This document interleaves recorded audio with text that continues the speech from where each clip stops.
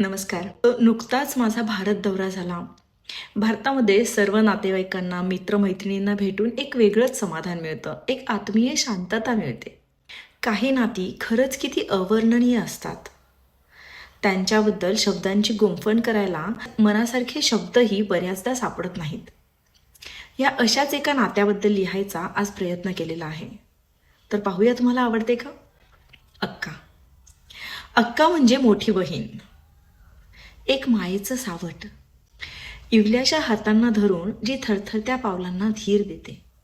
आपण लहान असताना आपल्या इवल्याच्या हातांना धरून जी थरथरत्या पावलांना धीर देते, चालायला शिकवते. संकटाच्या अंधारात सावली बनून अख्खं आयुष्य सावरून घेते.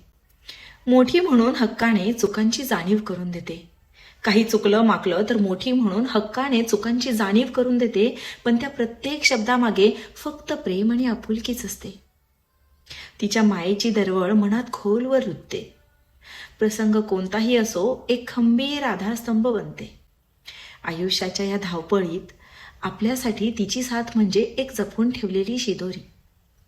आयुष्याच्या या धावपळीत आपल्यासाठी तिची साथ म्हणजे एक जपून ठेवलेली शिदोरी. भावंड कितीही उंच झेप घेत राहिली तरी तिच्याशिवाय कहाणी मात्र असते अधुरी.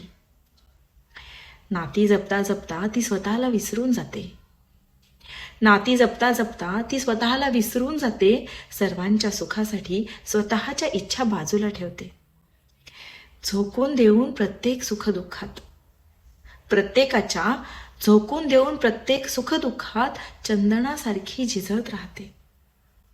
कधी भांडते, कधी रागावते, प्रसंगी कानही पिळते हक्काने. कधी भांडते, कधी रागावते, प्रसंगी कानही पिळते हक्काने, पण प्रत्येक क्षण मनापासून जगायला शिकवते. विस्कटलेलं आयुष्य पुन्हा सावरायला बळ देते. खऱ्या अर्थाने नशीबवान असतात ते लोक. खऱ्या अर्थाने नशीबवान असतात तेच लोक ज्यांच्या पाठीशी थोरली बहीण असते, आईच्या मायेची दुसरी सावली, कारण तिच्याच रूपाने कायम सोबत असते. आईच्या मायेची दुसरी सावली, कारण तिच्याच रूपाने कायम सोबत असते.